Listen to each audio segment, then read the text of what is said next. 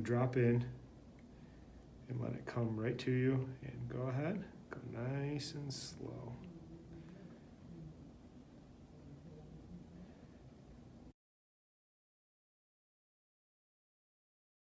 Now we're going to get into accessory nerve treatment, and the accessory nerve is the most common entrapment in the entire human body, and the problem is most practitioners are very compressive when they treat it, and they don't accommodate for the angle of the spine and the superficiality of the nerve. So we're here, and just like that, elbow high, other one there. It's going to be the same thing. You're going to get that depth by leaning in, and this one, little less depth come out, and then your tension is going to be that slow drop.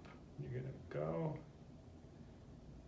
you're going to feel that nerve pull, and when that nerve is bad, it'll pull right away.